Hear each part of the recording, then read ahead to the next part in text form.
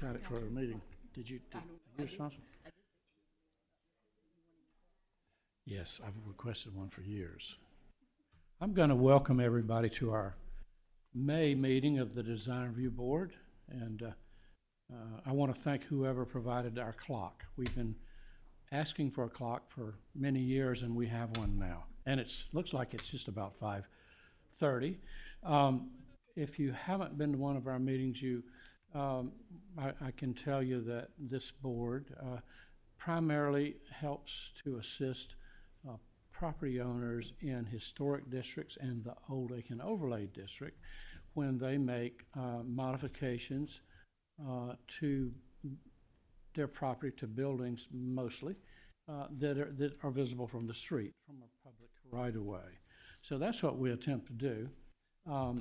And in just a little while, our secretary, Rebecca Seymour, will read out the application, and when yours comes up, we'll ask you to just come forward to the microphone here and give your name and your address, and we may have some questions, or you may have something you want to add to it. Normally during this time, our board is reviewing the minutes.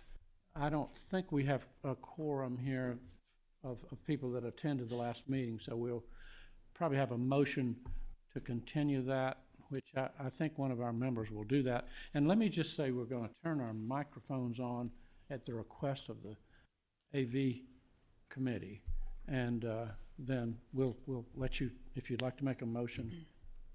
Thank you, Mr. Chairman. I would move that in regards to the approval of minutes under 1A and B, that be continued for next session, hopefully where we'll have the appropriate quorum. As you might know, the people that were present have to vote on the approval of minutes, and I don't think on any of the minutes of March 28th or April 2nd there's a sufficient number of people to Okay. You're making a motion, so we need to vote on that, don't we? I think that's probably Okay. right. I'll second it. Okay, good. Motion second. I don't think there's any discussion. It's all in favor of continuing the vote on the minutes till next week. Raise your right hand. Okay. Okay, motion's approved on that. And then did you have another motion about the agenda? Yes, Mr. Chairman, in regards to the various items for consideration this afternoon or this evening, I would move that the new business items B, C, D, and E be allowed to go forward before old business 2A and 3A. Okay. Do I hear a second? Second. Okay, motion and a second. Is there any discussion? Okay. We may be able to expedite some of these items more quickly. So all in favor of that change in the agenda sequence, raise your right hand. Okay, all righty. That motion's approved. And I think we're ready now for our secretary to introduce the new revised sequence. It's 3B, would that be correct? Yep. Okay.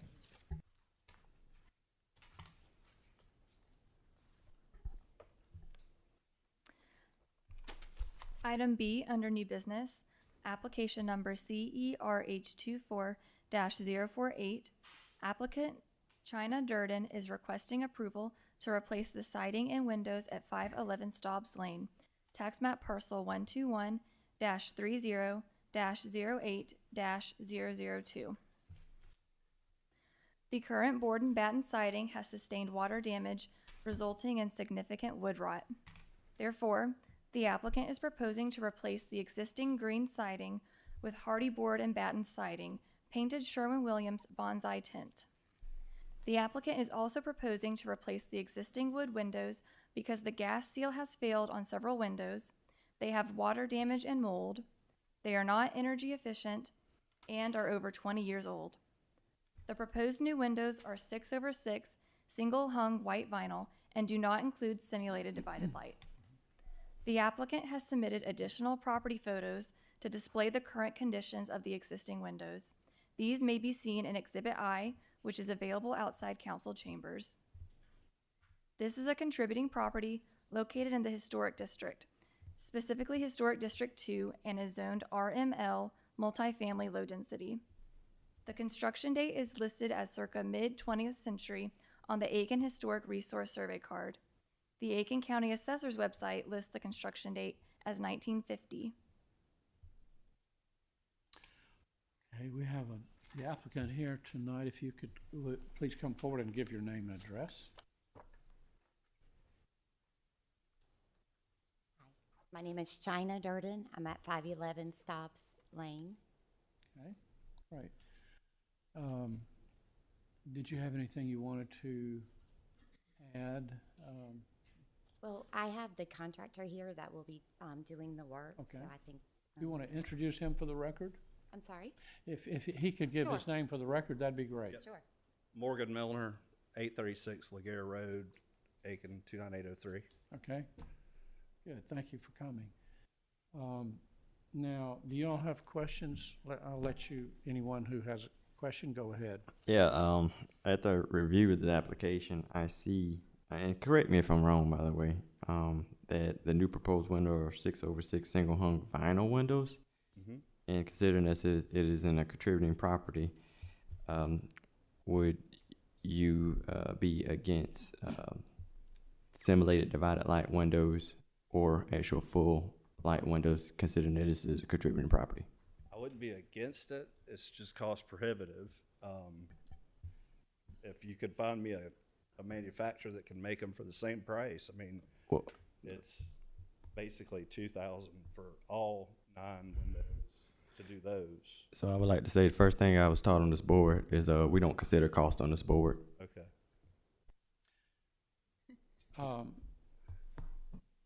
Yeah, there's several options we have here. One is to go ahead with the vote, but I will say, I don't know that we've ever approved non-simulated divided light on a contributing property. So what, I'm, just help me out on contributing. What, Well, 1950 is sort of on the borderline. and so is the property.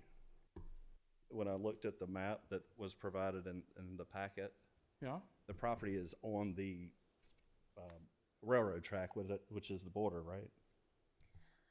So, as far as a contributing property, that just means that whenever the survey was conducted, it was determined that this property contributes to the historic significance of the historic district. So that is why it's considered contributing. All right, now, again, let's go to the property. In yeah. 1999, it was torn completely to the foundation. So, Yeah, we didn't know that. Is so that, the foundation is what y'all would consider contributing? that's new information. And also, so this house is bordered by 4 homes that Yeah. touch it. Of those 4 homes, 2 of them have the grid inside the glass. So one thing I would say, if the house was torn down to the foundation and the foundation is still there or part of the foundation is present, it wouldn't be considered new construction. It would actually be considered a renovation. But I think we have some question. I have some question about whether that's the same vintage as the houses across the street that So that are in the same neighborhood. So no, so the house on the corner, if you're looking, all right, the corner of Staubes and Kershaw, that touches the driveway. Mhm. That one has just been redone, and it has the inside the glass grid. And then you go said to it was recently like renovated. he's still working on it. Okay, and we're probably getting into the weeds too much here, but I guess we'll have Rebecca look to see on that. I'm not trying to tell on anybody. I'm just trying to point Yeah, out yeah. that Yeah, if it's tricky. doable there, why it's not doable Yeah, here. it's a big deal about contributing and non-contributing, and this is a little bit new a house to be technically, personally contributing, especially since it was torn down and rebuilt. I agree. So, but the problem is, it's been submitted as a contributing property, and Well, I don't,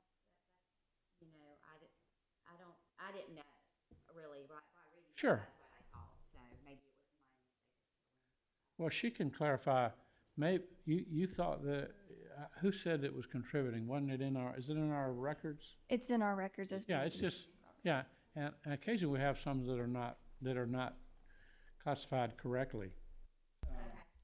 So that's the two ideas here. We go ahead and you agree. Well, we'll see how we vote. If you say no, you can't afford to do, we'll vote and see how it goes. But you could get turned down. Now the other way is to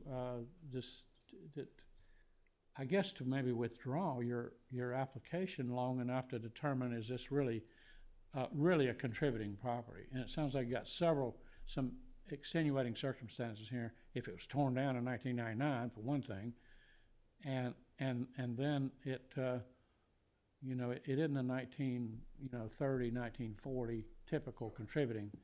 Don't know what was there, but probably not this house. Well, my father, CMR, is the one that did all this. Well, I'll tell you, if he wants to address it, he's welcome to it, but he needs to do it at the microphone. That would be helpful. Mm-hmm. Sam has renovated some really old ones. Yep. But tell us about the age of this one. Okay, I'm Sam Erb. I live at 1556 Dibble Road, Aiken. When I did the 3 houses on Sumter Street that are now on the historic tour and everything else, Farrell Holly approached me for these 2 homes and begged me to buy them. And so what I did end up buying, he made me a deal I couldn't refuse. What year was this? 99, Okay, and 1999. that's the house on the corner. No. That's my house. No. That one. It was this home. It was actually 214 Kershaw Street, A and B. Okay. China's was B. That's the one I tore all the way to the ground with permission, because it was derelict. It was horrible. It was in very poor shape. Mm-hmm. Bruce James and I built it back. He was the, licensed contractor, I guess. Mm-hmm. At the time when I did my Sumter homes, y'all didn't allow hardy board. So I had to go back at Sumter Street with this same window that I put in here. You can go by Sumter Street and those windows have failed as well. Mm-hmm. It's but the siding, I wish I could have done hardy plank, hardy board at the time. This home that I built back for China was at that point the 5th house that I was doing. Mm-hmm. So I was pretty close to a budget at that point. And it was board and batten at the time that I tore it down, but put back the board and batten. Did I say that right? It was lap, like everything else, But you put board and batten. I put board and batten. With real wood. It is real wood, and that's why it's rotting, yeah. So, but, Okay. anyway, that Well, was the history That's of the dates, and then, now, while we're talking, the other one that you said you were renovating at the same time, that's out on Kershaw then, is that right? Sumter. Or Sumter? Yeah, the 2 shotgun houses off of Colleton, and then the 3rd, yeah. Okay, this is the only one in this vicinity then. Correct, same block. Yeah, I think we need to let the applicant determine whether they want to maybe come back with a slightly different application.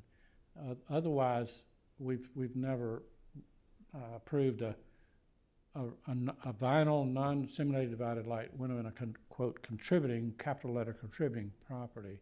Yeah. And we want to, I think we want to maintain that. But normally you're talking about a you know what they are, 30s or 40s original house. Mm-hmm. So let's see if you guys want to consider maybe we go back. We'll have to talk to more with the staff to see what's in. We've run into this before. She spent a summer looking at different misclassified properties, didn't you? And Yes, I did. Yep. And if you think that maybe because this has been torn down and redone, that contributing is not appropriate, then that's something that we could look at before voting if you'd like to do so. Yeah. China's lived there all this time, and she keeps her house immaculate, I must say. It would be, you know, no matter what she does, it would, I mean, she paints it, I think, every 3 years. You know, she likes to keep her house looking very nice. And as you can see the picture, it's a charming home.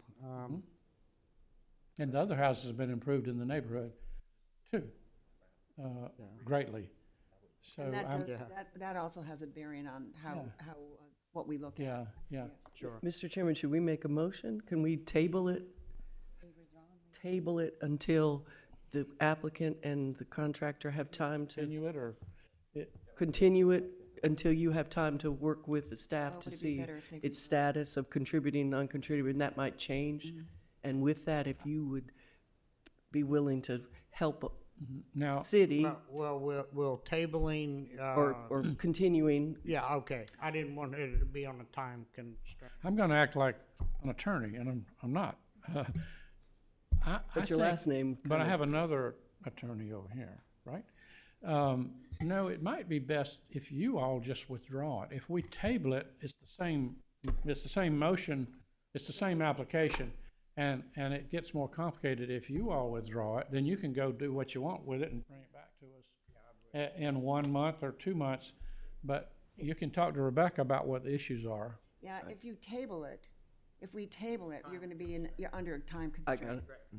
And it's gonna have to come back up Yeah. again. And I withdraw any motion. And then, but if you withdraw it, you can, that will give you time. It may take some time to figure out whether it is appropriately designated contributing. And it sounds like there might be some issues about whether that's an appropriate designation or not. And that's for, that would give you time to look at it. Yeah, We would have to vote Yeah. if you can give us an indication if you want to withdraw tonight, and then in a day or so, give us an indication whether you'd want to pursue that route. We need to put it on our next agenda to make the change. Well, I'll just go ahead and withdraw. yeah, okay. That makes sense, I think. That Yes. makes, Yeah, more we flexibility. appreciate it, guys. Yeah. Thank you. Okay, thank you. So we've had an application, but it's withdrawn, so now we can go to the next application, C, I believe.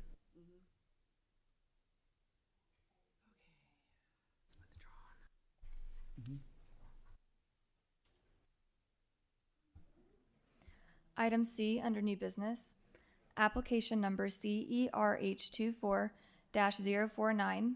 Applicants William and Nancy Henze are requesting approval to construct a new garden storage building to replace the existing detached garage at 467 Newberry Street Southwest. Tax map parcel 105-12-18-002.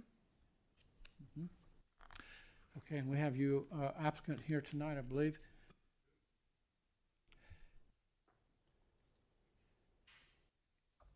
Good evening, everyone. Fritz Henze, 467 Newberry Street Southwest, Aiken. Thank you. And you were here before, not I too long was. ago. Uh-huh. And I'll just go ahead and ask, you maybe heard in the work session about the possibility of having a shallower roof slope. It looks like it's a steeper slope than was there before, and it's in fact steeper than the cabin, than the real cabin in front. What would you think about that? I don't know what the pitch is on the cabin, and I'm not trying to copy the cabin. I was trying to copy the house. Mhm. And the house has 8-pitch roofs.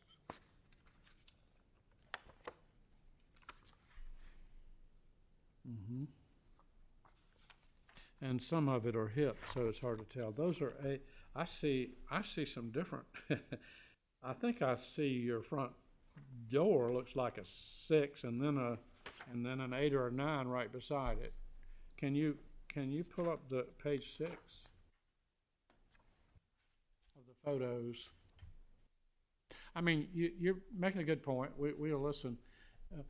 Let's go back up a minute, back up a minute. There, okay, there's what we're talking about. That may be a 5 and 12 on the cabin or something, and on the house you're demolishing probably 5, okay?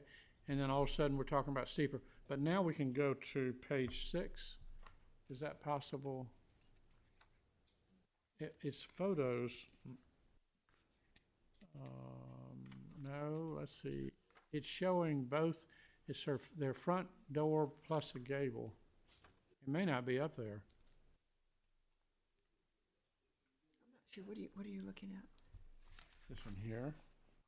Oh, Mm-hmm. By any chance, can you pull up Exhibit F, as in Foxtrot? Exhibit F, yeah, that helps. No. The other point I would make is that none of this is visible from the street. That's true.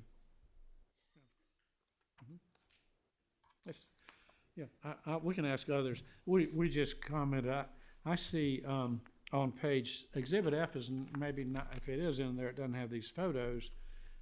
And it does look like you have some different slopes, that may be 7 and 12 or something.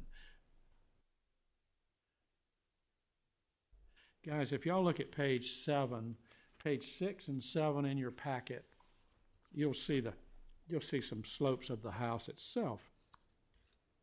Bottom left, their front porch may be a 6 and 12, and then there's sure enough an 8 or 9 and 12 right beside it at the corner in your packet. And then if you go, yeah, it's under Exhibit F, right?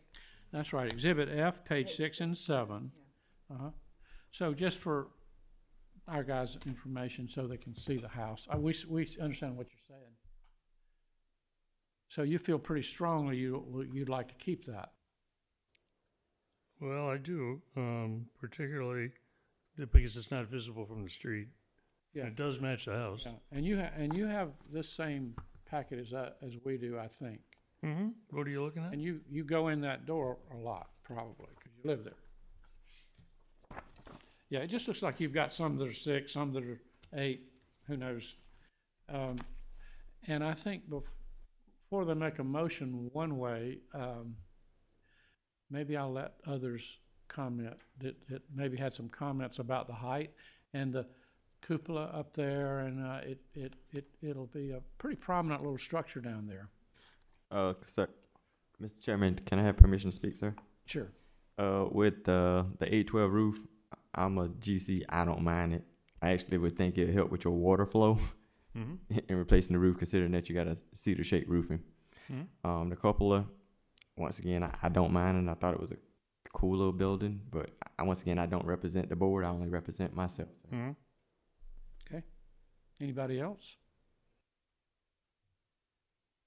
My only concern is the height, and we get the measure, the 8 by 12, but we don't always get the actual height. And my concern was just the requirement that the accessory buildings not be as tall as the house, and that was my only concern, and whether the cupola would make a difference in that. Okay. We can certainly measure it.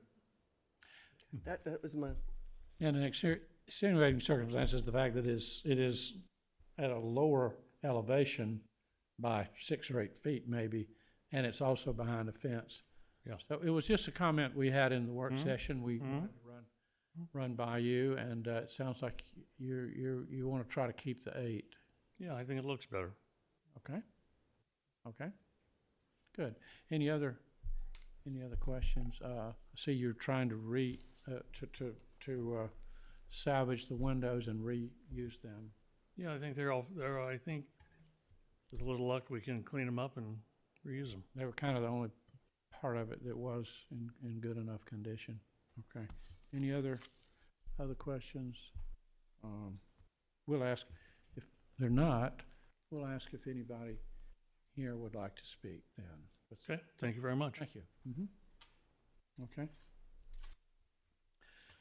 Anyone like to speak about the new little storage building? Doesn't look like it. So we could have a motion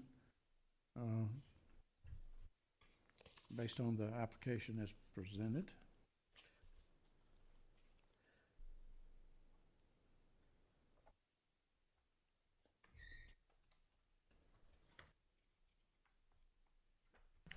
On application CERH 24-049, I move that the board finds that the facts proposed to the project at 467 Newberry Street Southwest, also known as Uncle John's Cabin, be approved based on the findings of new buildings. If you look at our design review guidelines, page 91 speaks of new buildings being in harmony with style, form, proportion, texture, and arrangement of old structures. I also like to take note that the individual made special notation of recycling the windows or reusing material that's currently there. And also that the building in itself with size and scale may not be visible from the street. In conclusion, once again, I find that this application is complete in thoroughness and it meets the design review manual guidelines. And that's found on pages 91 through 95. And we did not mention the gate replacement. It's identical to the gates that are there now, except they'll be they're going to be, let's see, they're still wood, have steel post. Okay. So they're replacing that. That's really more of a maintenance issue, I believe. But if you want to, you could add that in since it's in here. Yeah, I'd also like to add gate with components of the gate being replaced, and I looked at that as a maintenance thing, not a new addition to it.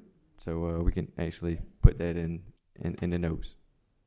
Okay, good. We've got a motion, and do we have a second?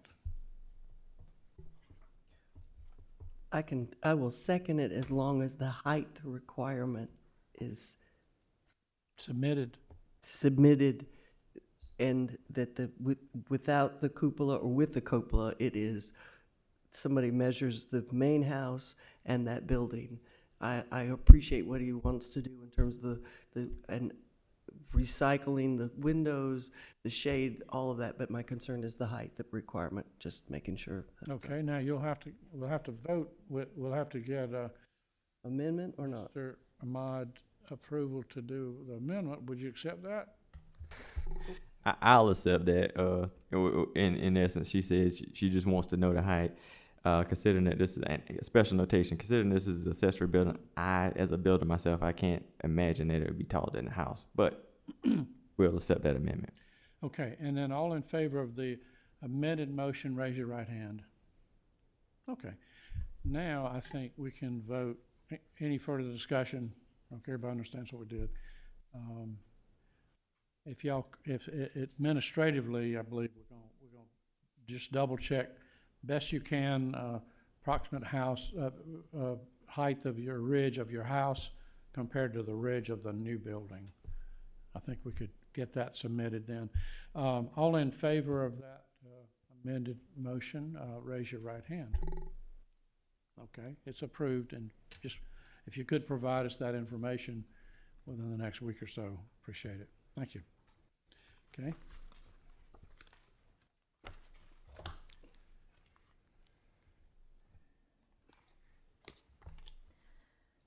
Item D under new business, application number CERD 24-001082.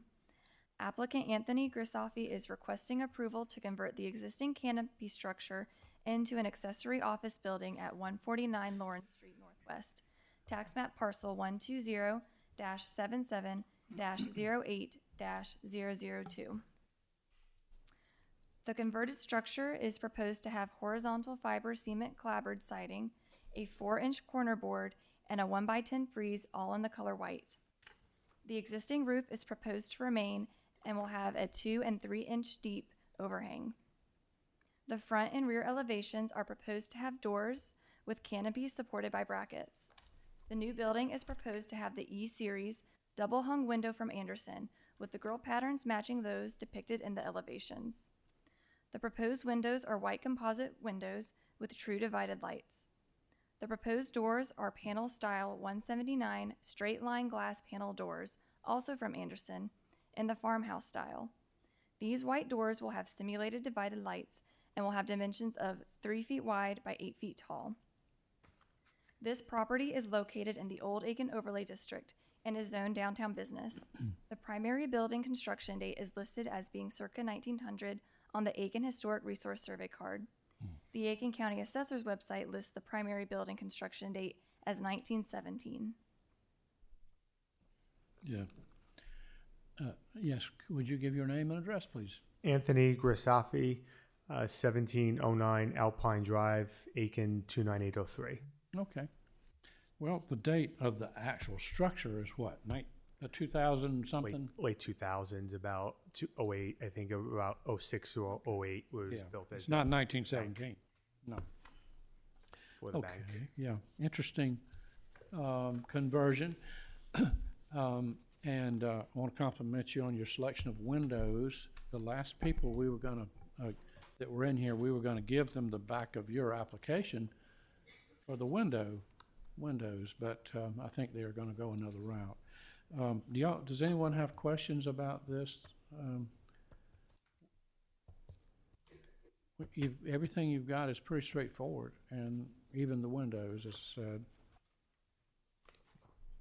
And you've got it worked out where you can get the driveway, will go past. I guess there's a new, there we go. Mm-hmm.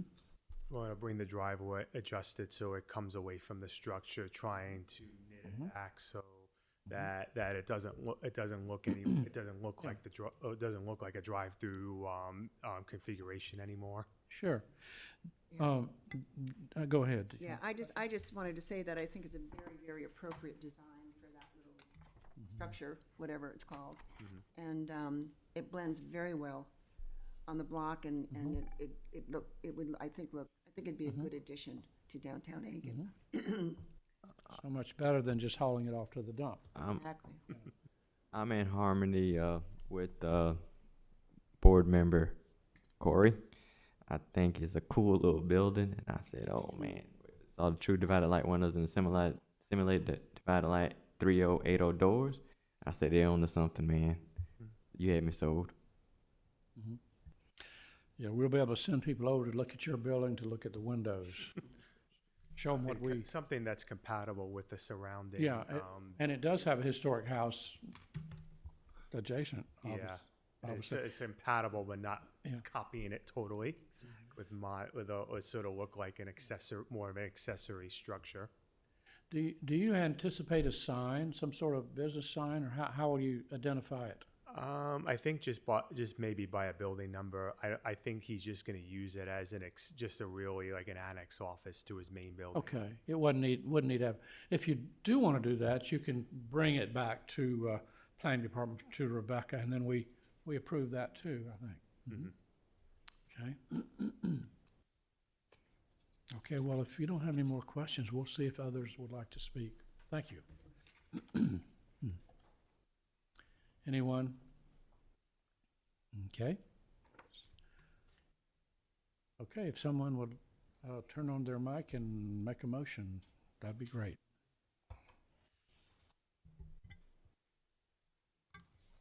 On application CERD 24-001082, project located at 149 Lawrence Street Northwest, I move that the board finds that the proposed project meets our downtown commercial section of the Old Aiken design guidelines. This is evident with the window selection, the hardy board selection, and it is definitely in harmony with the buildings that are around it.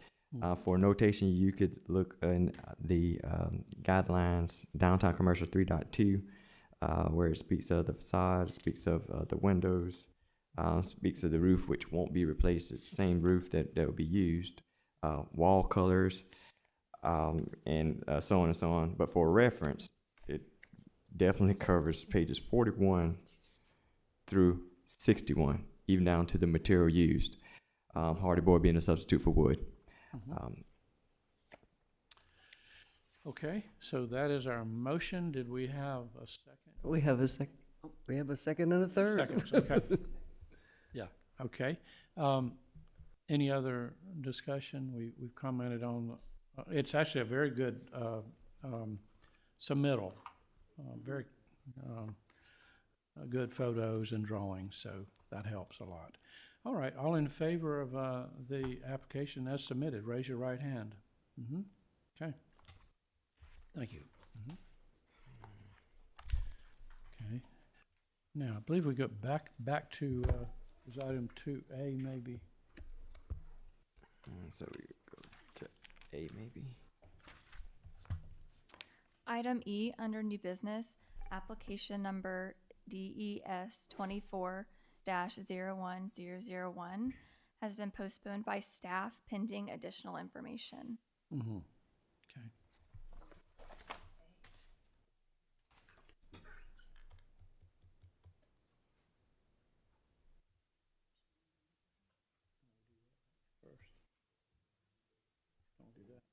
Want to do new business first? Could be. Is it the new business? Sure. Okay. It sounds like then it'll be application 3A, and then we'll go backwards. Okay?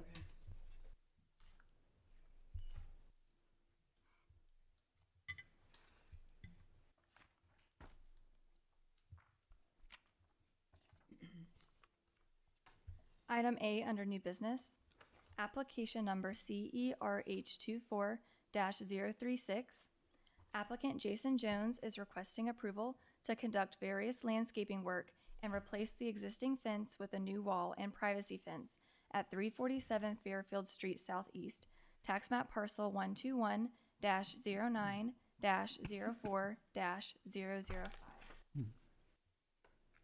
The following work falls within the scope of this proposed project. The applicant is proposing to remove the existing whitewood picket fence and the existing brick columns.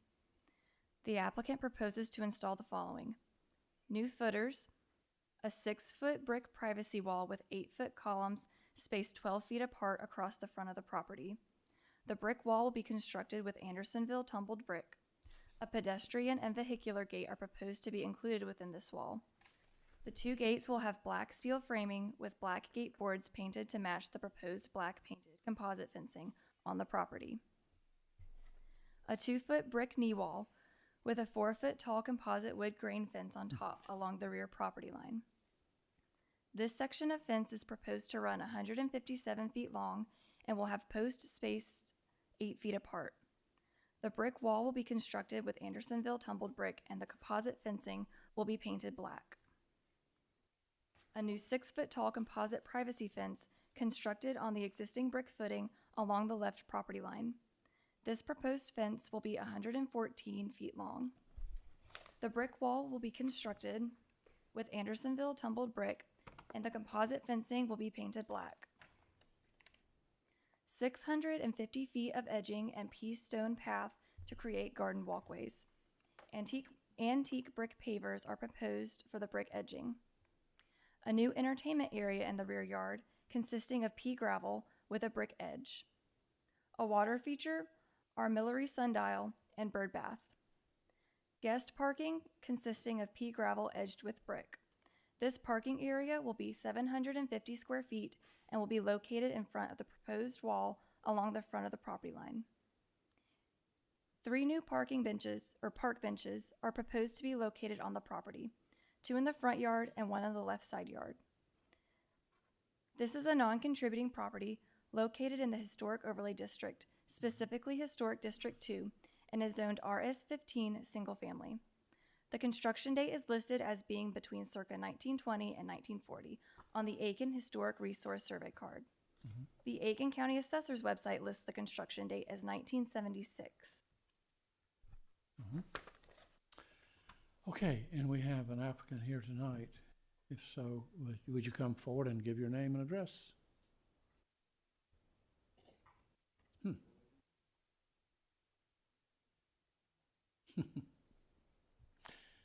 Now, this is when we do need a motion to continue or table or something if the applicant is not in attendance. We can't really hear it, can't vote on it, so, okay? Mr. Chairman, I'll move that this matter be continued until next meeting when the applicant can be Okay. present. I second the motion. All in favor, raise your right hand. Okay, thank you. Okay, now we're back to 2A, I think. That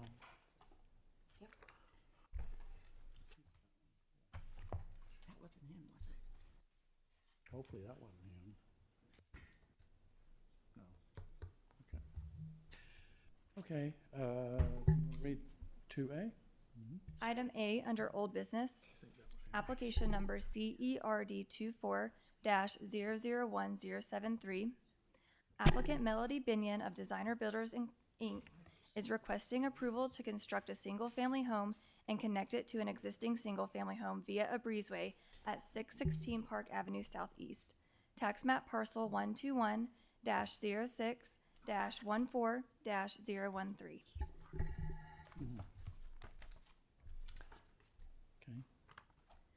Okay. A new carport and breezeway are proposed that will connect from the rear left corner of the new garage to the original single-family home on the property, as indicated in the application. The proposed new home will be a 2-story brick building with a total of 4,711 heated square feet. The roof will consist of architectural shingles and Owings Corning Estate Gray. The 2 dormers on the front facade will have board and batten siding, painted Sherwin-Williams pure white. The proposed brick is Meridian Brick Old Bailey.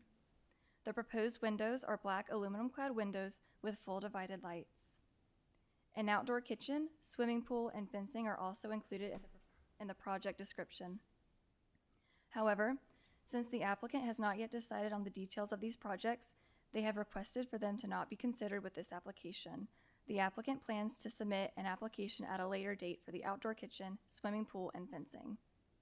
This property is located in the Old Aiken Overlay District and is zoned downtown business. This would be considered a duplex, which is permitted in the downtown business zone.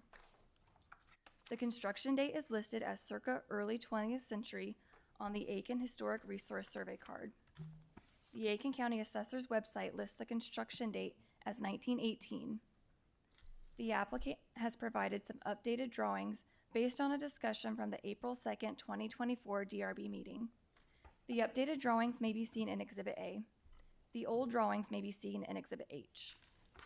Comments from a member of the public and notification from the owner that LaDonna Armstrong would represent the applicant have been submitted. These may be seen in Exhibits J and K, which are available outside council chambers.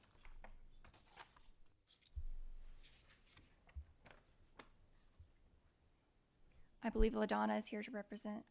Yeah, thank you. LaDonna Armstrong, 139 Greenville Street, Northwest. Okay. I would, if you'd allow me, I'd first like to make a clarification. When it was brought up in the work session as to whether this was an addition or a new building, we would definitely like to refer to the first sentence of the application, that we are requesting approval to construct a new single-family home and 4-car garage. And so I looked at the application, and I believe where the miscommunication happened was when the application was originally filled out. It says 4-car garage to adjoin the existing home. That was never approved by the client as to that was the intent of what was to happen, that they did want a new home in the location, and they just wanted the carport to provide shelter for both the cottage and the new home and entertainment space, not necessarily for it to be attached. Right now, the carport is there, and there is a breezeway that is to be determined on the plans. Nowhere else on our submittals does it say that we want it to be attached. So I'd just like to clarify that. Oh, so is there a carport there now then? No, there's not, but it's part of the new building. It's underneath the roof of the new structure. Yeah, so you don't really need to attach it to the existing. No, we don't. A breezeway roof was just provided for the elements, but that does not need to attach to the existing structure. Okay, okay. Do y'all have any, would y'all like to ask some questions? Yeah, I have a question. I'm confused because I actually went by and I looked at the property today, and it's quite a, where the existing building is at 616, there's quite a large lot. You know, it's a large lot. Yes. So if you're not going to have it as a duplex and attach it, where is this new building going to be? Is it going to be like right next to that little cottage? If you look at the site plan that's in the packet, It's going to be in the same place then? You just aren't going to use a the breezeway? car part, yes, that's correct. Because the car part was always intended to be used with the cottage, with the house, and as outdoor entertainment space, covered outdoor entertainment space as well. Actually, it doesn't look like it does connect. I mean, the site plan doesn't show it. It says breezeway, but not clear that it does connect. Okay. Yes, the idea of a duplex was not ever our intent. As it went through the planning department, that came up, and we did not question that classification. But that is not what the client would like, is to have a duplex. It would like to have a guest house and a main house, a new building. Rebecca, do they need to reinstitute a property line or something, or how would that, is it required that it be a duplex? So I think it was determined that it was a duplex because it was going to be two single-family homes that were connected. If they are not going to be connected, I think there are a couple other guidelines that might be just a little bit different. Usually I think there's a minimum of 14 feet required between two buildings, just according to fire code.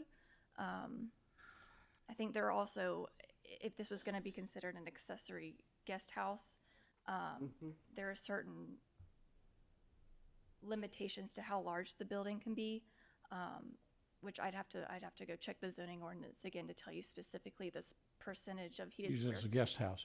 It would be a BZA, they have to go get a variance, perhaps, if the worst case. It might have to be. Yeah.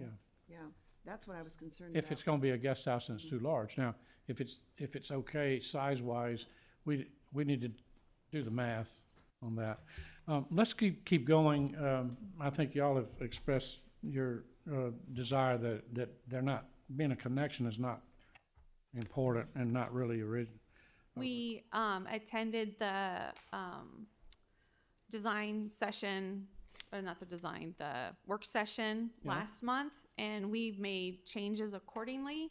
And we are more than willing to do the same regarding the location of the carport and whatever boundaries, we are more than willing to comply with those. Sure.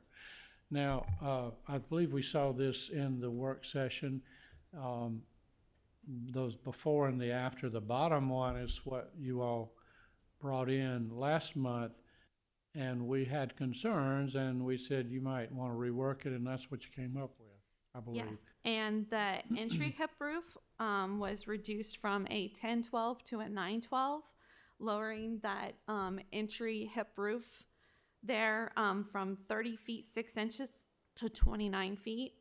And the main ridge line, it as well, as it's sloping back, it was a 10-12, and we reduced it to a 9-12, and reduced it from 26 feet 3 inches down to 25 feet tall.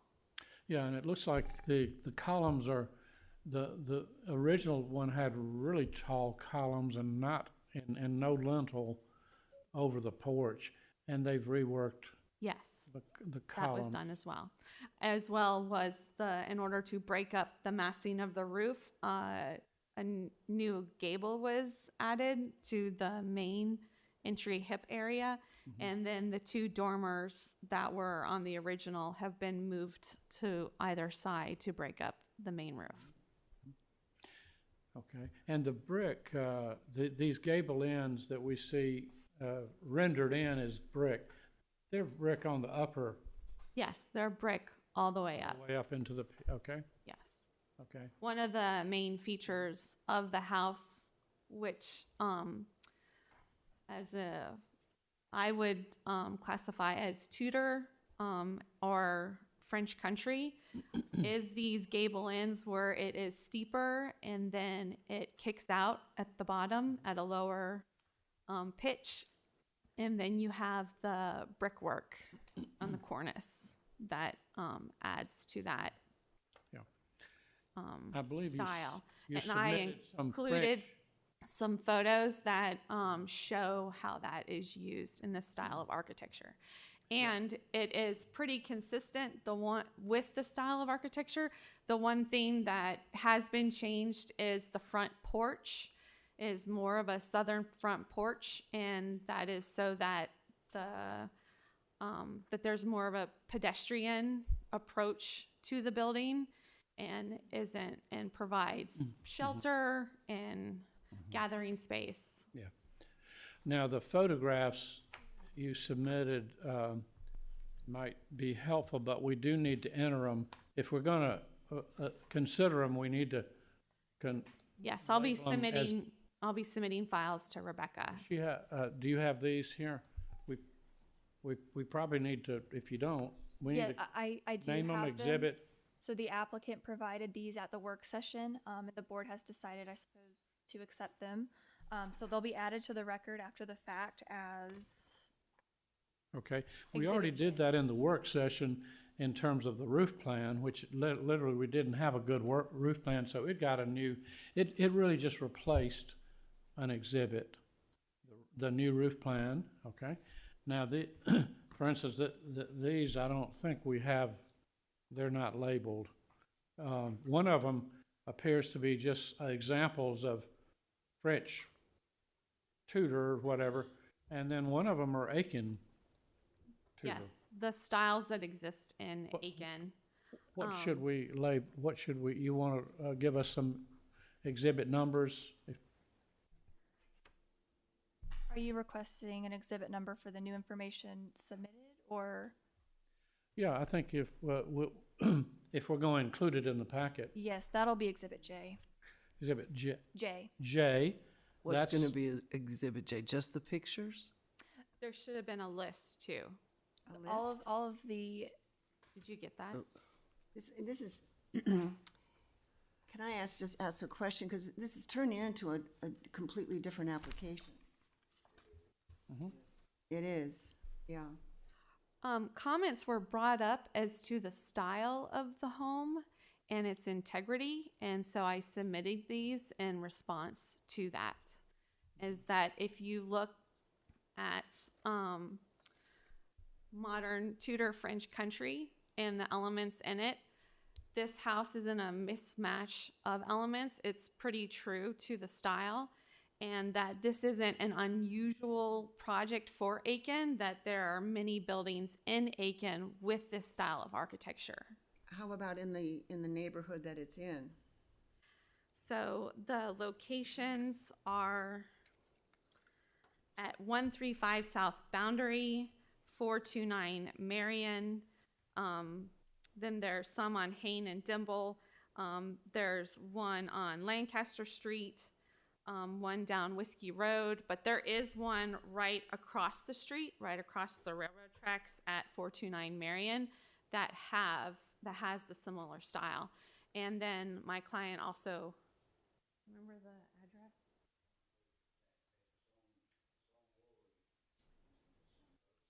you could come, if he wants to say something, we better say it to the microphone, so we have it on the record. And name and address? I'm Robert Miller Okay. at 734 Park Avenue. Mhm. There is a house that is French Tudor looking, and it's on Horry Street, and it's on the other side of the railroad track. It's right there at Horry, and there's one other house right before it gets to where Ronnie Maxwell and them. Ori and Colleton. Yeah, Horry and Collins. Mhm. but there's a French Tudor, and I've got a picture of it. Yeah, I think I know of that. Sally Goodwin's house.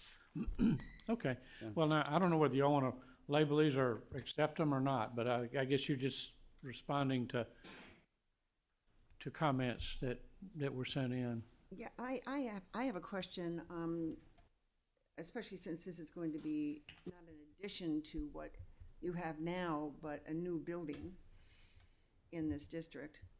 Isn't that, am I correct about that as of tonight?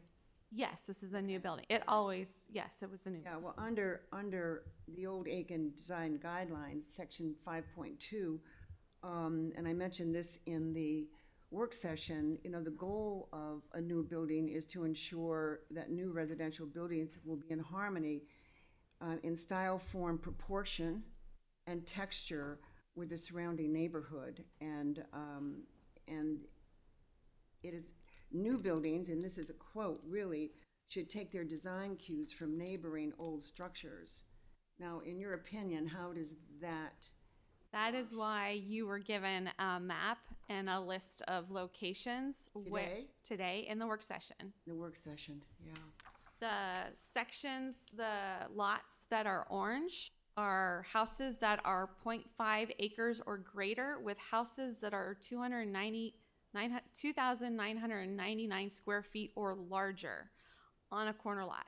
Well, most of them are on a corner lot. There's 28 of them that I've gone through and done the research. 18 of those 28 are on a corner lot.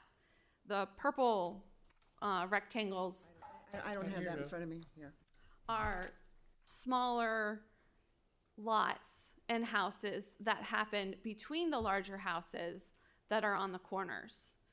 We are just across the tracks and proposing the same thing that is happening in essence, in context, because if you discount the tracks, Park Avenue, there is 2 homes on Ori right across the way that are corner lots. The red star is the building we're proposing. And then you can see that the pattern already exists, and we're just extending the integrity of the historic district across the way. So right across the street on Ori, the corner of Ori and Park, or maybe Ori and Staubes, I'm not sure. It's which one is Ori and Park. One of the addresses are Ori and one of them is Park. Okay. Is that the 2.2? I think it's 707 Park Avenue and 338 Ori Street are the 2 houses that are the orange blocks directly across Park Avenue from the proposed location. Yeah. It looks like one is 2.2 acres. 312 Ori is 2.2 acres. Yes. And the house is 78, 71. Yes. So there's some very large Now, on the homes. other end, I see you've got some orange on the other end of. Yes, on on the other side, on Barnwell, and all of these are within 0.5 miles radius from the site. There has been 2 new homes that have been built at 724 Barnwell on 0.84 acres. The house is 3,525 square feet, plus additional buildings. And at 710 on 1.9 acres, the house is 4,040 square feet with additional buildings. Never And seen. one of those, I believe it's the 724. If you look at the map, there's a black rectangle. It has a 4-car garage that faces Marion Street. As well does, as far as the 4-car garage on the Park Avenue side, Sutton Marine has a 4-car bay on Williamsburg. And then there are several houses, one on Union and one on Sumter, where there's 2-car garages right on the lot line. Okay, so I guess that was one question as far as garages facing the street. has anybody determined there will be a new fence, or is that under consideration? That is under consideration. Right now, there's a 4-foot 4-foot wood fence. solid privacy fence that you can't see through the fence. Yeah, The Salvation Army has an 8-foot fence, which is the property to the left on Park Avenue.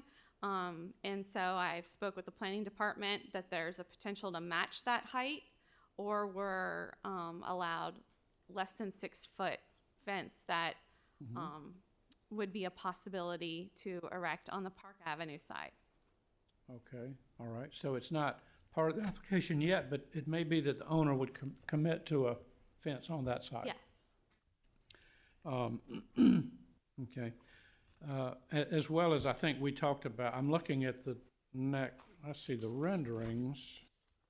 We're gonna flip, if you flip through these, might as well flip on. Okay, there's the garages we're talking about facing Park. It's interesting, though, that Park has some other commercial uses on Park, not just the Salvation Army.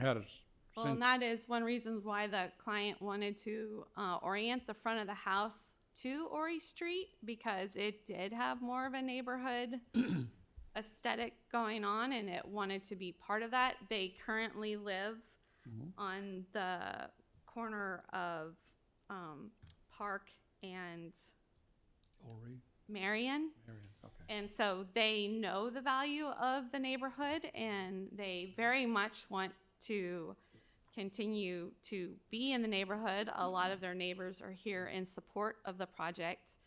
And unfortunately, as we age in life, 2-story houses aren't as ideal. And so that is why the house has taken the shape that it has, is to have a main level house. So I guess we're weighing several things. One is the size of the house, and I guess you pointed out that there are, if you ride around, maybe not next door, but Aiken is made up of a lot of blocks of large houses and small houses. Seem to be large houses on corners, and then cottages in between, and another large house. I'm thinking of the Colgate Darden house that is a big house on the corner. We had a fence, a wall we had before us, but that's the corner of Colleton and Union, maybe. Is that right? Well, even on Ori Street, the size of the houses vary quite a bit, from 880 square feet to 2,200 square feet, just on the 0.17 acres on the left side of the street where the proposed project is. Okay. And now, another option would be to flip the house, but I don't know whether you've got the side view up here. Is there other side view included in the packet? That'd be the north elevation. There you go, bottom. That'd be it. Yeah. Which isn't really a particularly attractive elevation to me, but that's another option. If you flip the house, you'd have that view from Park. Whereas now you go down Park and you have an old Sinclair station before you get to the house, and then Salvation Army, of course, and then as you go further down, commercial. So I'm not sure that's really an advance. That bottom view is an improvement if you were to face the Park Avenue with that. The primary motivation for why it's located the way it is so that there could be some sharing with the existing structure on the property and the new structure in order to accommodate vehicles without creating even more coverage. Yeah, you have an existing curb cut, I guess, that takes you to the old cottage, and then that can be shared by Yes, and these garages? That would be primarily used as an entry point, if much at all. But definitely the exit point of the property would be on Ori. It's much safer to exit there, and there is a stop sign and better visibility and not as much traffic to exit that way. Okay. I know there was some concerns about that being a predominantly vehicle area. The elevations do look, the way they're 2D, they look very massive, but because of the carport and then, so where the carport is, half of it looks like it's infilled, but that's beyond. And so that is a very open area. And then on the right-hand side, that is part of a gable, an extension further back than the garage. And then you have the areaway of the porch. And so it's, the massing is really on ground level is just the 4 bays and a little bit of brick on each side is what you would experience with that. Even in there, it looks more massive than it is because, again, it's 2D and 2 of those massings are further back. Do you know Yeah. what I'm referring to?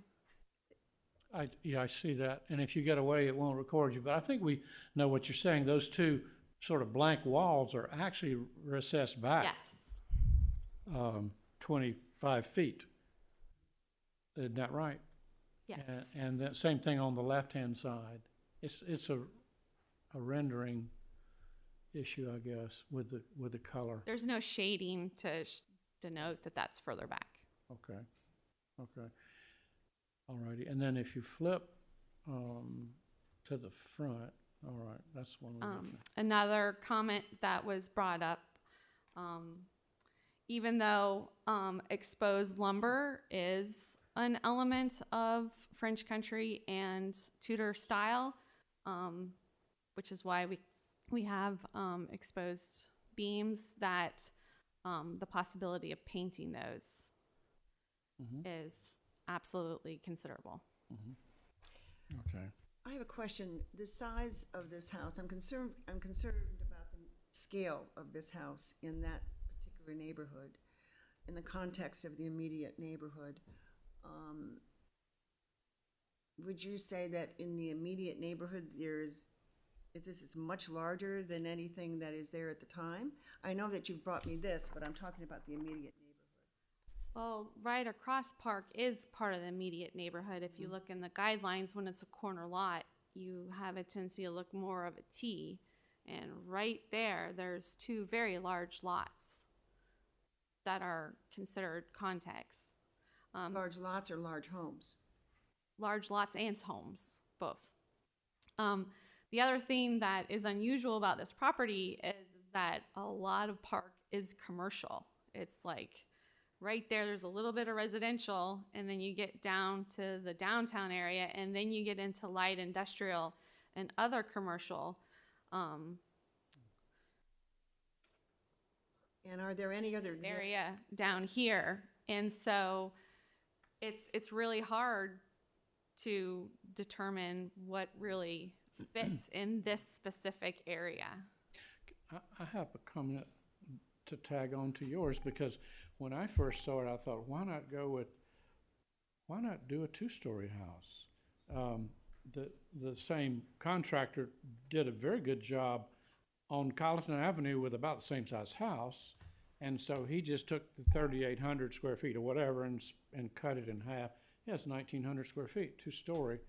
So that's the other option, but I'm not sure that, thinking about it, that's a good place for a 2-story house either.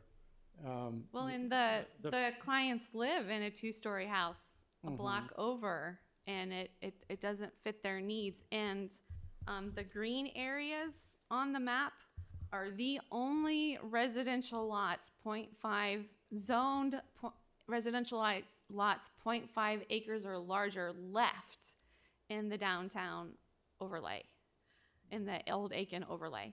So we're not setting a precedent by allowing this to happen again. It's virtually impossible for it to happen again. And it's extending the historic district in design across the tracks. Okay. Okay, and y'all did rework it to Oh, some. yes, we I mean, I were think more that than broke willing down to. some in terms of its, actually the roof was so prominent before. It was a large roof, and now it's a number of gables. And again, that was primarily because of these gable elements that are 1412 and 812. And that's the style of architecture. And so that's what kind of dictated the height of the building. And then after consideration, we found ways to lower it. Okay. Any other questions? And if not, we'll see if others would like to speak. Okay, thank Okay. you. Thank you. Now, do we have yes, if you just give your name and address, please. Hello, I'm Connie Young. I'm at 501 Newberry Street Southwest in Aiken. And in 2005, I went through a very similar process. I got the old Hitchcock property, and there was a squash court there that we could not add on to. And it was an existing structure, a bit like this, bigger property, of course.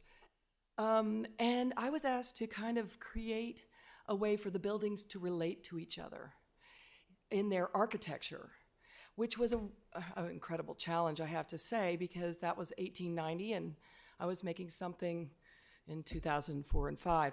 But I have to say, one of the things when I look at this, and I appreciate wanting to do what you want to do architecturally, but you have this existing building that is doing something completely different than this building, and they don't even relate to each other, and yet it's on the same lot. I totally get, other buildings and other lots, but you've got one lot and you've got two buildings proposed, and I have to say a little harmony between the buildings would be very useful.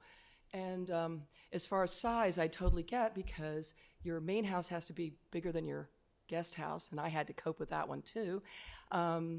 And the height restriction, mine had to be brought down. I think that's a realistic, and so I just want our folks that are building not to be concerned or worried. This is really helpful, this process, and I just want to thank you all for doing this process. It helps us all get creative and think how to relate to our city.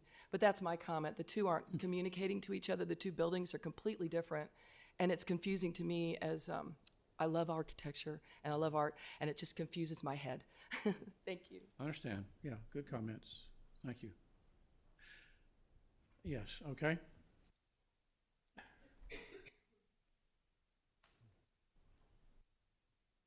Name and address, please. Lucy Knowles, 504 Berry Road. I'm appearing here for Linda Johnson, Okay. president of Historic Aiken Foundation, who's not able to be here. And she has submitted comments on behalf of Historic Aiken Foundation opposing this application because it does not fit in with the neighborhood. I also submitted a letter stating the same reasons, and I'd like to answer some of the things that the applicant has said. First of all, the buildings that she's talking about are in the historic district, and this is not the historic district. This is the Old Aiken overlay. And larger houses are permitted in the historic district, but I don't think that there are very many large houses like this in the Old Aiken overlay.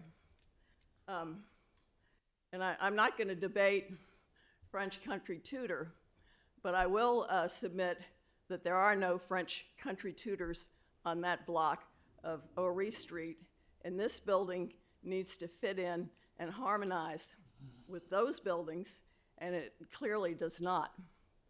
And the final concern I have about this project is gentrification and loss of quality housing for public workers like teachers and policemen.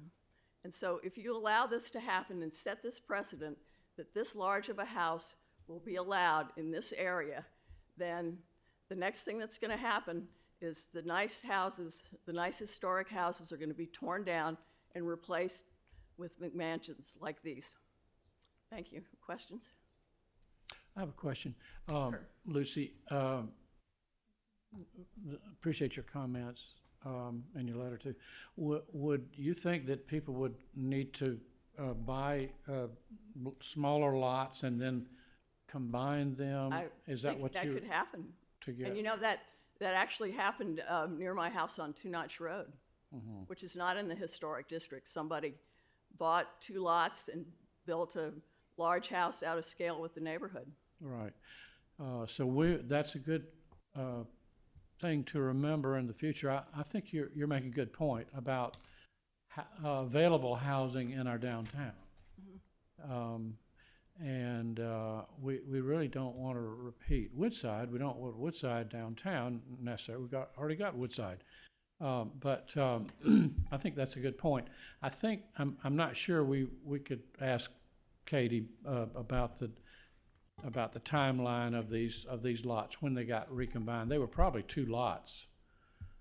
I'm guessing. Well, they look like 3 compared to the other lots. Yeah, Katie, would you? I know you just dying to get back on the design review board. But thank you, Lucy. Yeah, tell us about the timeline of how the lot lines got removed. When I bought the property in 2018, it was 2 lots. Name? Oh, Katie Lipscomb, 307 Cherbourg Place. When I bought the property, I didn't want 2 tax bills, so I just combined the properties. But it was 2 lots. There's an old home site on the lot on the corner.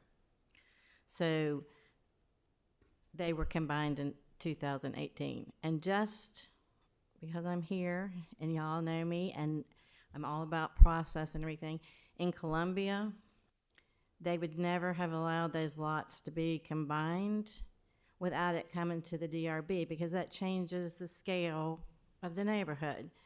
And somewhere missing, it may be in there, it may not, but I can't find it. Any change to the zoning map in an overlay goes to the DRB. So in hindsight, I probably shouldn't have been allowed to combine them. But you're the culprit. So I'm the culprit. But anyway, that's why it's a half-acre lot. It's really 2 quarter-acre lots. Yeah, I think that's important to learn about. Now it's 1 lot, but it was 3 lots originally, wasn't it? 2. That 2 plus your cottage. No. A quarter-acre lot where the cottage is, the cottage is just up close. The lot went all the way back. Mm-hmm. And then a quarter-acre lot facing with the narrow 75 by 150, both 2 75 by 150 lots. So you're saying that really is 1 lot that we're seeing if you go back to Horry Street front, Rebecca, that we just saw that elevation. There. That's one. You're saying that was 1 lot. If you come back and Can answer. you go back to the site map? And then you go back to the microphone. Right here, the lot was divided right here, through there, and it got combined. Paid $200 combined. Say it to the microphone, as Strom Thurmond would say. Okay? Say that one more time. Say that again. You paid $200 for I paid $200 to combine it, and that's how I know I remembered, because I just did my taxes from selling it, and that was part of my basis. So actually, you're saying there were 2 really narrow lots, and that's the way it got combined. But the frontage has always been, the Horry Street side's always been 150. Yeah. Okay. That's the way it was. Okay. Interesting. Okay. I'm sorry. Maybe we'll let it. Did you have a comment? We'll let you come back.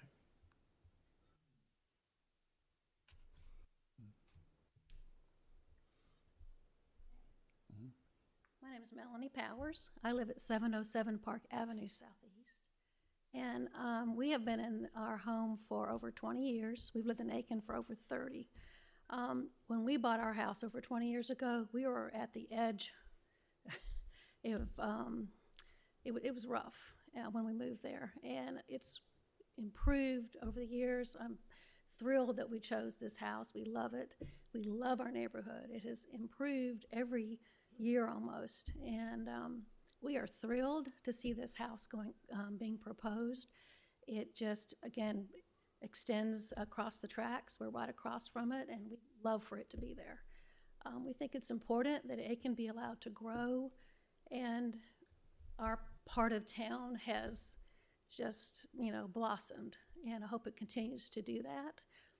I was in the Aiken Garden Show, where our house was, in 2017, and I had several people tell me they had no idea that our part of town existed.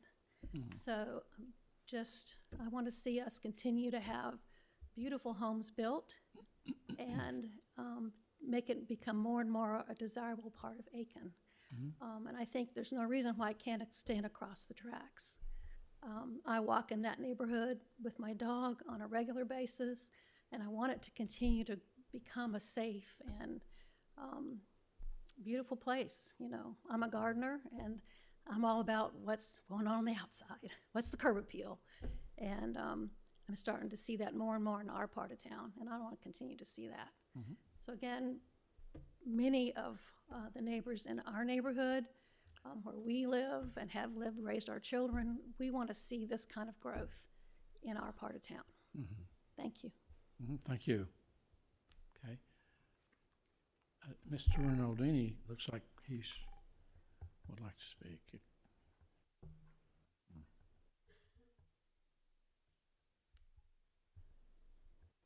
Good evening, Louis Rinaldini, 638 Magnolia Street. I think that, at least in my mind, what I see here is, if you combine a number of these comments, because everybody who has spoken has some elements correct and other elements that may or may not, and they just need to be sorted out according to the guidelines. And this may be a case where we want to get some expert help on interpreting this, because these issues are obviously important to the homeowners to be able to build what they want, but also to the neighborhood to make sure that what's built is respectful of the neighborhood. So my observation is, the guidelines talk about two things. The first bunch of things they talk about is look to the left and look to the right, so the immediate surroundings.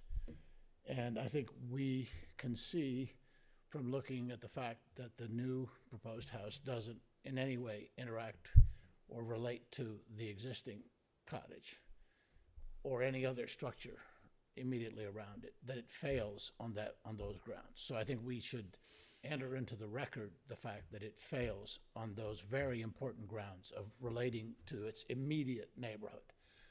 On the other hand, the applicant is saying there are some houses like this in Aiken, and one of the great things about Aiken is there's some wonderful quirky houses. So I'm kind of in favor of allowing quirky houses in the right way, but you have to, I think, push a little more in the creativity to combine that notion with being respectful to the immediate neighborhood that you're in. And the massing and the change in architecture from the immediate neighborhood is problematic. So I think more work on that could improve it and could come up with a solution which works on both elements of the guidelines, because it might fit, if you look at a broader context, it might fit with saying it's harmonious with the broader district, and there are other structures like this in the immediate vicinity, which I'm not sure it has to be within the exact district. This is in an overlay district, which is in large part business-oriented and expected to become more business-oriented going forward. So the residential elements of the historic overlay district are less strong than the residential elements in the historic districts. But I think that's really where the tension is coming in here, that,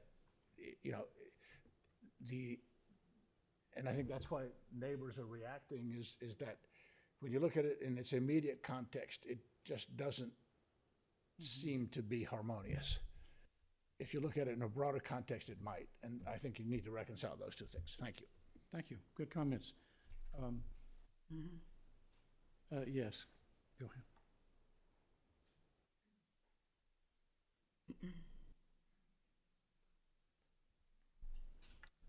My name is Greg Powers, 707 Park Avenue, Southeast, Aiken. If you could go back to the plan view, let's see, I think it was one before that. Plant the building, the house? No, it's the bird's eye view of the neighborhood. What? Okay. Not the site plan. Yeah, that's good. That right there, okay. Okay, so. And when you get away from the microphone, My point is, well, that was my wife who spoke. We live across the street at 707 Park Avenue. Park Avenue is on the south side of the railroad tracks also. And ours is a yellow house with a white picket fence, and it's similar, our lot size and the proposed size of the house is similar. And to the west of us is another house with a red roof, and it's a large lot. And I think my point is that the proposed house and lot is similar to us, and it's close. It's across the street. So that's, and we're a corner lot too, and also the house with a red roof is a corner lot. So I think it's in keeping with the neighborhood. That was my point. okay, good. Thank you. And you're an almost immediate neighbor. I can throw a baseball and hit the house. Okay. Okay, thanks.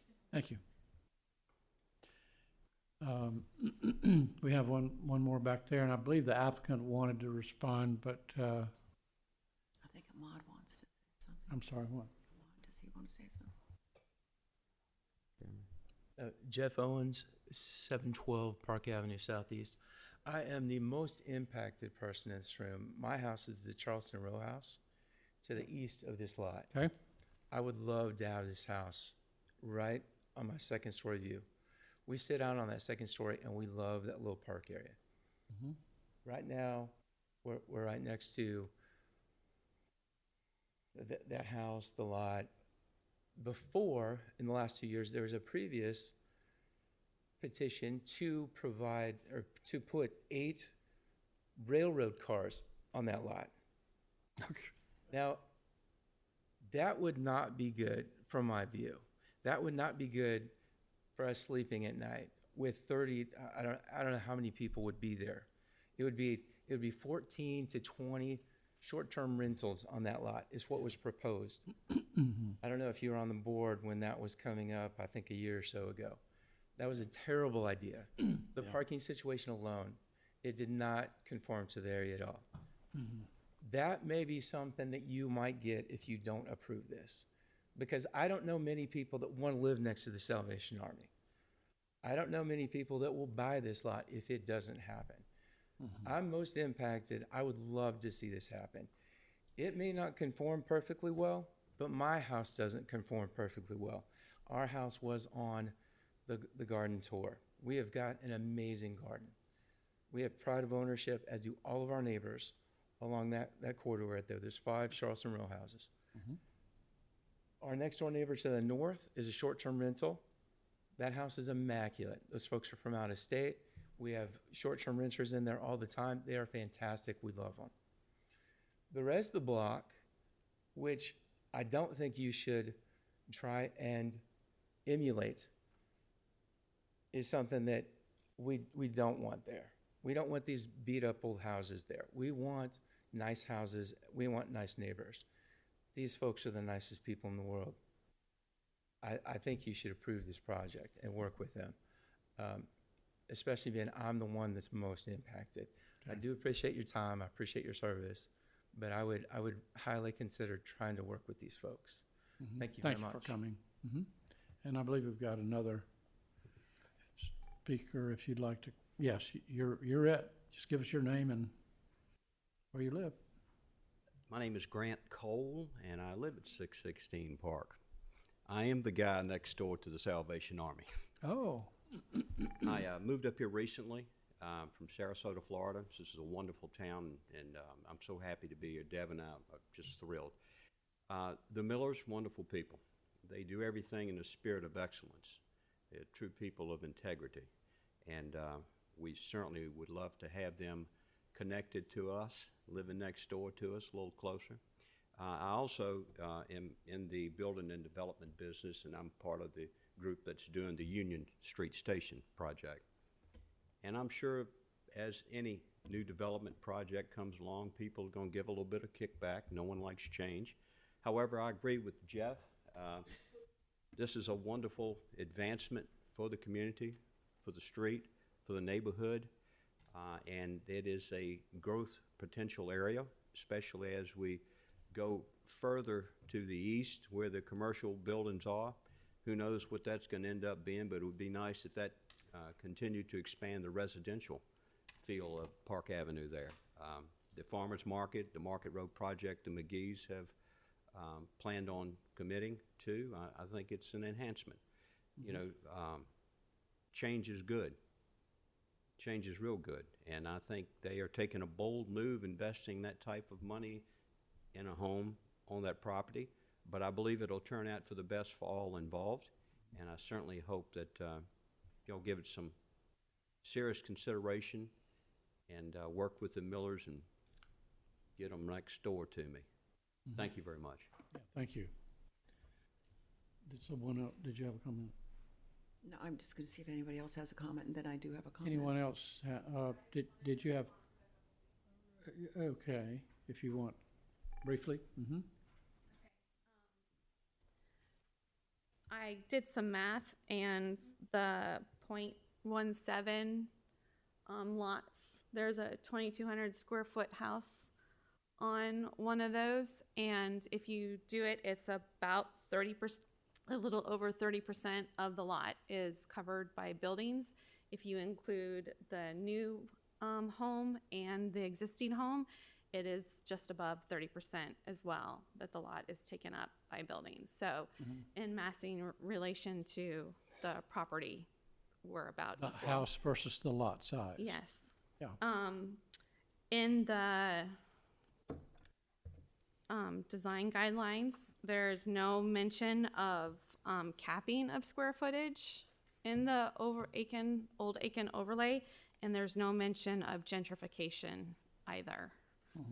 And it does say in context photos that the size of the area should be, to look closely at any old buildings. I'm sorry, I'm in the wrong place. Well, in context, yes, it should be this diagram that they show here. But at the bottom, the size of the area that should be considered varies and can be unique for each site. So even though that it is important to look at the immediate buildings, which we also have commercial buildings and exempt buildings directly related to the site, that the guidelines do allow for, that should be unique for each site as well. Okay, thank you. Any other comments? Okay. All righty, we could have a motion. I think we've had lots of different comments, obviously. And looks like, Ahmad, are you making a motion? Okay. You want to comment? Yeah, I do want to comment because I want to say that, you know, this is a difficult issue for us, at least for me personally, because I do understand very much the need of having one floor when you get older. I do appreciate that. I love the fact that all the neighbors have come up and want to have this new house in their neighborhood, especially with these particular individuals. But you know, we are bound. This board is bound by the Old Aiken overlay design guidelines. We are bound by, you know, design review manuals. And the reason is that, you know, and new buildings are wonderful. As I said in the work session, new buildings are good, their growth, their progress. But the problem is, if it's a new building, it is infill. And if the infill is not compatible with the neighborhood according to our guidelines, it could be negative down the road. And I'm concerned, very, very concerned about that aspect. It does fail under a couple of our sections, this particular design. The house itself, the new building doesn't fail. The idea of it doesn't fail, but it does fail several of our guidelines. And so we're between a rock and a hard place to be able to help you out. So I know that you've gone back and you have changed it somewhat. But if you could possibly do it again, because it may very well, I'm not even sure you're going to get a motion out of this. So can I? Out of this hearing because of the concerns that we have and the guidelines that we are mandated to look at. And they're there for a good reason. And it's an economic reason too. It's an economic reason not only for your neighborhood, but for all of Aiken, because if you have all sorts of different styles and different houses, you know, it's not conducive to maintaining districts, historic districts. So I don't know, maybe they should withdraw and come back and see if they can't. The other thing that it fails under is that the two buildings on the same lot are not even harmonious. If we could somehow work with that, it might be easier for us. One thought I had, if I can tag on what you were saying, is I wondered if the owner would have to consider this, if maybe some of the house could be board and batten. I think if I'm looking, board and batten on the upper level, but you've got this whole garage wing. Could that be board and batten? So it's not just a huge brick single story. And maybe even on the other end, board and batten as well. So then you'd begin to have a smaller cottage that looks like a cottage with additions. Might be more compatible with the house next door as well. It'd be more of a wood frame because all of the brick does, I think, as we're seeing right here with the garage, that would be a kind of a different character if it were that wood frame board and batten and right adjacent to the little cottage. So that's a thought as far as just an immediate thing to think about. Did you have a comment? Yes, sir, Chairman. Can I have permission to speak? All right. There's tons of things that's been eating me up. So I have to voice it, right? Roof coverage area is over 9,000 square feet. When you talk about framing a house as a builder, first question I'm going to ask is, what's the coverage area? Because if it has a roof, you have to frame it, right? Also, the design review board falls upon our zoning ordinances.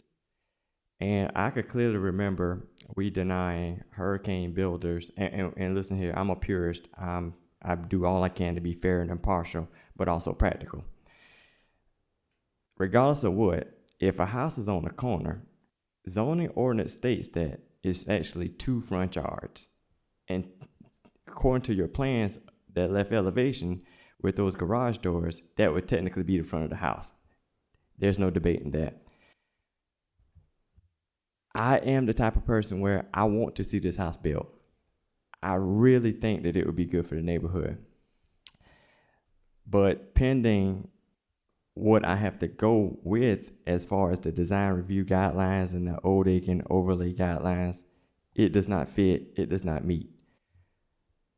In essence, I think with improvements to this plan, it can happen. I'm not saying not to have garage doors, but if I was driving down Park Avenue, I could look to my right. If I see those carriage doors, I automatically know it's garage doors. If you can tweak the design to make it less conspicuous or change the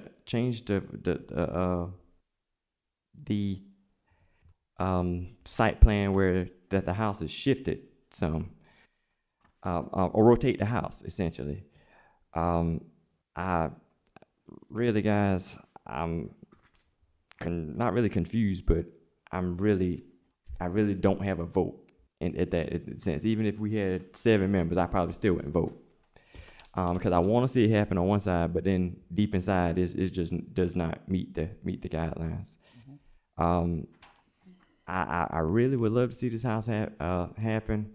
And also another thing that I would like to talk about, whether it was an addition or a new structure, I even looked in my zoning ordinance to see if you could qualify the actual house that's there now, the small cottage, as a ADU, which would have been an accessory dwelling unit. It has to be at least 450 square feet. It has to include a kitchen, a sleeping area, and somewhat a living area. I'm just thinking of ways that it can happen. I'm quite sure it can, but with more investigation and more working with the board and working with Rebecca, because we all partners here. I'm not just shooting your idea down by any means, because I really want to see it happen. But given what I have in front of me, I can't vote on that. And that's it. Okay. Yeah. Barbara? I kind of agree with my seatmate. My biggest concern is originally the duplex issue. It's my understanding it was considered a duplex because there's an advantage to it for the house, so that you don't have to worry about setbacks, that there was a choice made for that. There's consequences of taking that away, and I'm not comfortable with doing that today because you say, we'll just stop it. We'll unconnect it. I think there was a reason why the staff notes talk about it as a duplex, because there are consequences zoning-wise and how it can be designed. We have ignored the historic building on the lot. It is 100+ years old. It is a beautiful little cottage. Can I talk based on helping you out a little bit? I even toyed with the idea of, if you connected the buildings, making an addition. Because there's nothing that says that an addition has to be a certain square footage. But yet I'm lost. And I'm lost based on the changes that have been made when it was presented here. But I have to go by what I have in front of me. Mm-hmm. That's all I can rely on. That's my defense. Mm-hmm. In essence, what the evidence that I have, duplex, addition, new construction, single family, not harmonious with the district, not connecting to the design of the house. And I even talked about the idea of, I even went so far to saying, like, if you have a larger house and a helper's house, right? Just make the smaller house the helper's house. It just didn't fit. I tried fitting a square inside a circle. And I want to work with y'all. I just got one vote. I can't represent the board, but I want to help. Okay, thank you. Do I get a comment? I just hadn't finished. I was letting you go. go. Go ahead. You go ahead. No, I mean, my concern is that it is not to scale, and you have not related to the historic building on the property. It is as if it does not exist in these plans. And my concern is that should be the starting point. Mm-hmm. It's an historic overlay. You have bought an amazing lot. I love that you want to commit to it. I'm open to that, but I'm concerned that you have ignored the existence of a beautiful cottage. The style of the house and the cottage are not at all complementary, in harmony, in anything. And I can't, based on the guidelines, whether you call it an addition, whether you call it new or a duplex, I'm right here with my seatmate. Mm-hmm. Okay, good ideas. Everybody's had, as Mr. Rinaldini said, have brought good reasoning and made good points in the conversation, but none of them quite overlay and jive. One thing I was looking back at, I know y'all are concerned about the guidelines. I was one expressing that the other night, that really our guidelines are the only thing we have. At the same time, they are guidelines. In fact, it says standards and guidelines are not rigid. That's why they have us. If they were rigid, we wouldn't need a board. We'd just give them this book and they would do the plans and staff would approve it, presumably. So it says instead they'd be used as guiding principles in preserving the character and integrity of properties, encouraging profitable business activities. Now, we did have some serious concerns about this when it came to us, so much so that we said you might perhaps withdraw this application. So they did rework it. They took a month and did some serious revisions. It's same footprint, but I think an improved exterior. The idea of the garage, I've gone both ways with it. I've driven down the street and realized that there are some other sort of utilitarian structures on Park Avenue, for better or worse. In fact, they were always there, the service station and also Salvation Army. So maybe the garage doors are a transition as opposed to the front entrance to a house. So now the question of whether you could modify them by changing the exterior material is one it's up to the owner. That was one thought. The other thought, and I was on the board when the railroad cars were presented, and the lot has been for sale for a number of years, and for whatever reason, it's been sitting vacant. So we do have to be careful when you turn something down. Is what will you get? You know, what are the unintended consequences? This may be a good, a good compromise, if you want to call it that, in that I suppose somebody could come back and subdivide and put some more townhouses in like we're seeing in other parts of town. So in that respect, it may be a good transition. It is one of the few lots of that size, so I don't think we'll see a lot of other these if that's your concern. If I look at Aiken, I realize that you can't just go and look to the right and to the left. Most of the times you've got a big house, you look to the right and it's a little house. And that's pretty typical. Even Connie's house she grew up in is a big house, and right beside it are about 5 cottages and then another big house. So Aiken's kind of made up of that kind of variety, and maybe we have that kind of variety in the people we have here too. That we have people live in big houses, people live in small houses. It's not all, the McMatchin neighborhood. And I guess I think they've done a pretty good job of breaking the roof down, coming up with some more gables. So it does fit in the neighborhood. Now, whether you could go further with that, that's up to our board. I guess we just have to vote to see. Personally, I could vote in favor, but I may be the minority here for that reason. I think it's fair. I think it'd be fair to the applicant to let them know that we. Well, I'm just be very transparent about it. We have a quorum tonight, and not our full board is not here. And I agree with Ahmad. I think it would be very helpful for you all if you go back to Planning Commission and work with them for just to find out what things that you might be able to do that won't change the idea of it, but might change the style in a way and the size that it would fit the guidelines and still fit your needs and your desires, rather than having us vote on that and having it voted down.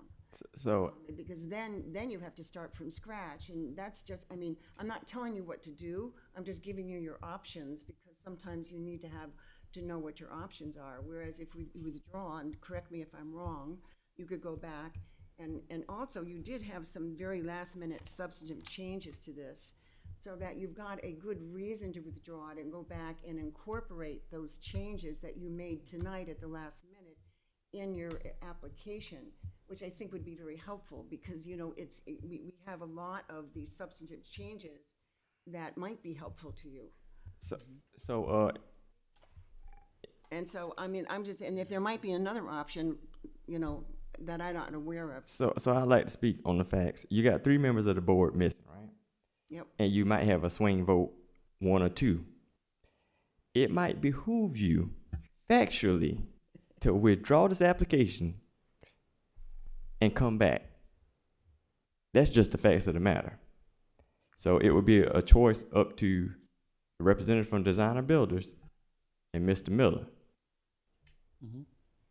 You want to come, and if y'all were able to address whether you wanted to withdraw it at this time, we can't make you do that. It's up to you. We can vote on it as well. I think a tie fails. Do I need to say LaDonna Armstrong, 139 Greenville Street Northwest? Yes. I don't know if I need to do that again. Would it be because we have had such huge support and we have done so much work? I think I'm quite moved by how for the project that you guys are. I mean, this has been quite an enjoyable process, though long, to see how everyone has kind of come together. Would it be better to continue it because we have the backstory, and then we take the design, we go back to the design and we revise it to fit more in with the existing building? I would hate to start all over again, but I do agree that possibly having the additional board members. And then, because when this was originally brought up in the work session, it was the massing that was the biggest thing. And then the style, what kind of style it was. Now that we have much more information, what to go on, that it's not necessarily about the square footage or, you know, some of the other issues that were brought up, that it's more about the context and having the style of the architecture fit more with the existing building and more with some of the surroundings. And I have spoken with with the client as well, and he is amenable to changing the design to fit more into the surrounding area without having to give up the house of his dreams. So my concern, if they continue it, and, you know, Laura, you may need to jump in here, and of course you too, McDonald, and Rebecca, but I'm concerned if we continue it, you're continuing it on the present application. I may be wrong about that. You know, you jump in here if I am. My feeling is to achieve what you want to achieve, and what we are sort of mentioning that we think you should do. If you withdraw it, you're not ending it. What you do is, do you start the process all over if they withdraw it, or do they just take the old application and just make the changes, that the substantive changes that they presented tonight, but at the last minute? You want to? Yes, so if they withdraw the application, they would need to submit the first 2 pages of Exhibit A with the signatures of the applicant and everything. They could reuse drawings and tweak them if they'd like. However, we do have a precedent for situations like this where applicants do just continue it, and then they'll provide amended plans. Okay. So yeah, because I'm not sure. I think that we've come a long way with being able to make room for such a residence, but on our part, we could do more too, to tie it in to the type of architecture that is more prevalent in the area. So can I ask of this? Because we really want this to go for it, right? Next time, give it your best shot. Throw everything you can out. Tricks, harmonious with the neighborhood, everything you can, with the feedback from the board, Rebecca. We're here to support you. We don't want this to drag out because it gets draining. And I really wanted We to put a go. lot of effort and Yes, ma'am. research into getting to this point. Yes, but ma'am. I think that it wouldn't matter how much research we do now, that the overall design needs to read more towards Yes, ma'am. the other buildings in the area. Uh-huh. Yeah, so my recommendation, I should make recommendations. Please extract that word. What I'm gathering is that take the feedback from the board and the public, make amendments to the application, and come back when there's a full board. That we would very much appreciate and You wanna enjoy make a doing so. motion? We make that motion, don't we? No, they do it, don't they? No. Oh, we No, do. continuing is us making the us, motion. yeah. Yeah, withdrawing is them, but Okay. if we continue it, sounds like we would make the motion to continue. My only concern is if you continue it, which is fine, make sure you look at the context of the immediate neighborhood, that the residences that are there in the historic overlay, the neighbors right directly around, and don't ignore the historic cottage. It's a new building, it doesn't have to be exact, but it has to at least blend. Blending is a better word that I think that we don't use very often. I mean, the old Aiken design guidelines, they use harmonious and compatible and so forth and so on. But really what it is blending. So are you gonna make a motion? Yeah, I'll make the motion to continue this matter, but that before it comes back, the issues of whether it's a duplex and the consequences of all the zoning and all that other stuff is dealt with, that we're not doing last minute changes because we think there's something. That's a good reason for the continuation. I Yes, think. the continuation, I move. Questions on that, and that has to be settled before we really. Okay. And that gives us time to do so. And I second that motion. And also, I would like to state, and this is maybe a terrible analogy, but make that house the daughter or the son of the cottage.